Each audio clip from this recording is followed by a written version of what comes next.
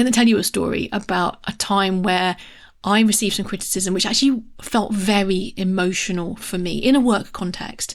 I'm going to explain to you how those 3 steps of listening, pausing and reflecting and then responding helped me to deal with this criticism. Welcome to the Independent School Podcast. Thinking and acting strategically is the key to both securing the future of your school and helping to build a more equal and just world. My name's Juliette Corbett. I'm a consultant, speaker and facilitator specialising in helping independent schools. In this podcast, I translate tried and tested strategy and fundraising techniques into a language that works for schools. So if you're a senior leader in a private school and you want your daily work to feel less exhausting and more strategic, and if you want to once more feel the joy of making the world a better place through education, then you're in the right place. Welcome, and let's get started on this week's episode. Hello, and welcome to this week's episode where we're talking about responding to criticism. Now, often when we're developing strategy, we talk about trying to encourage divergent thinking. We're trying to encourage contrary views to be aired in the room in order to improve the strategic decision making that we're undertaking. We also talk about wanting to welcome feedback, which is obviously potentially critical feedback from the people that we're serving within our communities, especially the pupils, the parents, the alumni, the staff, to understand what is it that we're doing that's actually being received really well and what is not landing in the way that we want it to or having the impact that we want it to. So understanding and responding to criticism is a key element of being a good strategic leader. It's an important element for strategic decision making, and actually it's really important core skill of being a leader is knowing how to respond to criticism. And interestingly, just as an aside here, I think it's also important to understand if you're not getting enough criticism, what to do about it. It might be that you're playing it too safe and that you need to be encouraging more criticism in your conversations. So today we're going to be thinking about how to respond to criticism in a way that isn't reacting in the moment, but is instead reflecting and responding with intention. So many people have told me that this podcast helps them, which is great because helping people is why I create these weekly episodes. And I also hear from lots of people who need a bit more support. For those schools, I facilitate strategy away days for governors and leadership teams. I guide heads and chairs of governors through the creation and implementation of new strategic plans.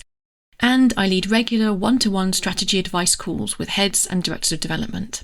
And the best part of my job is hearing from the people I work with that they're clearer about what to prioritise day to day. They're better able to lead change in their schools, and they feel happier and more confident that they're making good strategic decisions. So anytime that you feel like you need a bit of extra help, just drop me a message so we can chat. You'll find my contact details at www.consultjuliette.co.uk. So I'm going to be a little bit vulnerable in this episode, and I'm going to be really honest that actually I think all of us, and certainly me included, go on a journey as we learn to respond to criticism and to invite criticism with welcome arms. And it doesn't always feel comfortable. And in fact, what I'm going to do today is I'm going to talk about what I've learned along the way. There are 3 steps that I try to use when I hear criticism. And I'm going to talk you through those 3 steps from the point of view of a story that I'm going to tell you of an actual circumstance where I received criticism and the way that I felt, the way that I paused, reflected, and the way that I responded, and to kind of make this a little bit more real for you. So first of all, when someone levies a criticism at you, the first thing you have to do is actually listen to the criticism. So step 1 is always to actually hear it. And that means you cannot allow yourself to react in the moment. You have to be able to stay calm, to not take it personally, and to ask clarifying questions so that you're understanding the criticism in a little bit more detail if necessary. Actively listening, and I mean really properly listening to the person that's levying the criticism towards you or your organisation, And then as you do that, also explaining to that person, it depends how the criticism's been received, whether it's by email or whether it's in person, but explaining to them that you'd like to take some time to reflect and then respond to their criticism. And in some cases, it's important to give a time frame as to what you mean by that. Do you mean 24 hours or do you mean a week? What's going to be your way of reflecting or time frame for reflecting and responding to that criticism? But step number one is you have to actually calm your response, your emotional response, enough to actually listen to the criticism genuinely. Step number two is to then walk away, pause and reflect. And I think sometimes, this is why I take a walk, if I've received some criticism and I think, oh, this really hit me and I don't like this feeling, take a walk. I love being outdoors and I think it calms me, and maybe it's the same for you. But most importantly, pause, reflect and take your time. And in this period of reflection, it's sometimes possible to get a bit lost. There have been times where I think I'm taking time to reflect on the criticism and actually I'm wallowing in self-pity for a couple of hours. That's not helpful for anybody, least of all me. So I found it's really helped me to do this reflection step, but to have some structure around it. And so what I try to think about is emotion. What are the emotions that are being felt on both sides, the person who's giving the feedback and the person who's receiving the feedback? I try to think about understanding their motivation. This helps me to understand whether or not it's constructive criticism or whether it's actually genuinely meant to be some form of attack. Very, very rare that it's genuine attack. Normally it's meant constructively. So understanding their motivation. And when I've got a sense of being able to reflect on the emotional element and the motivation, I try to summarize that reflection by thinking about intent versus impact. Now, I initially heard about intent versus impact in a PR perspective in terms of how organisations can make sure they're focusing on the impact that maybe a misstep that they've made has had on their community in order to facilitate them to apologise in an appropriate time frame to their community. But I've taken this intent versus impact concept as a way of dealing with criticism. So this second phase of pausing and reflecting allows me to think about emotion, to think about motivation, and then to finally come to a conclusion around the intent versus the impact. I'm going to give an example in a few moments when I tell you my story. Then the third step is responding. Now, when you respond to criticism, you have to have the confidence that you will not automatically comply with the request that's being made, but you equally will not automatically stand your ground and refuse to make changes. You have to be thinking about what is the right thing for your school, what is the fair thing for all concerned, and only then can you really make sure that you're responding in an appropriate way to that criticism. So those are the three phases that I try to do. Firstly, listen to the criticism. Secondly, pause and reflect. And thirdly, respond. Now, I'm going to tell you a story about a time where I received some criticism, which actually felt very emotional for me in a work context. I'm going to explain to you how those three steps of listening, pausing and reflecting, and then responding helped me to deal with this criticism. So I'd used the term disadvantaged young people in some content that I'd created around bursaries and partnerships for schools. And I was just about to publish this content when I received some feedback on it.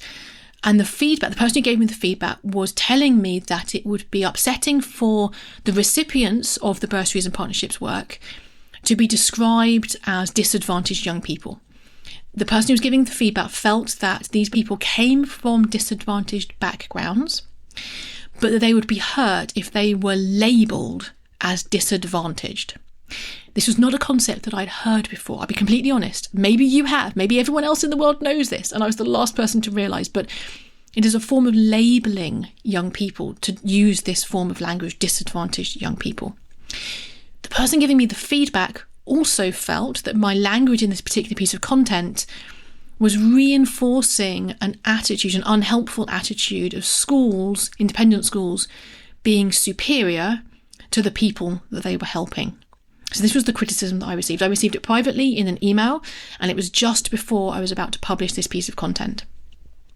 My first reaction, so I then decided I have to pause, I have to reflect. My first reaction was pause the publication of the content in order to give me some time to reflect. my reaction was very emotional. I felt attacked, if I'm completely honest, because I knew that that is not what I meant. I never meant to label young people. And I was worried that I'd used this terminology multiple times before and that others would be judging me in the way that this person who had given feedback clearly was, as being someone who didn't really care. And the reason that I reacted emotionally, and this was the key thing that I had to understand in order to move on, the reason I'd reacted emotionally was because, firstly, equality and fairness are part of my core values. And so it was almost an attack on my authenticity to my core values. Secondly, I'll be really honest, I put a lot of work into that piece of content. And so to have someone pull the rug just before publishing felt very frustrating. And then thirdly, and this was interesting, this particular third reflection only came to me a few days later, which was that at the same time, I had been feeling a little bit underconfident around my use of the right language around anti-racism. And I was feeling a little bit hesitant about putting my views to public. I wanted to make sure that people heard an anti-racist set of values from me, but I was really underconfident about using the right language in that arena. And so someone criticising, from my perspective, criticising my use of language in an arena I did feel a bit more comfort around, which is talking about bursaries and partnerships, really pulled the rug from under me. And so I reacted very emotionally. Now, luckily, I had walked away from my computer. I had not reacted emotionally on email back to the person who had given me feedback. I was able to just do that on a walk around the block, basically. And what was really interesting to me was that understanding the emotion that I was feeling and why I was feeling that emotion gave me a completely different perspective on the feedback that I had been receiving.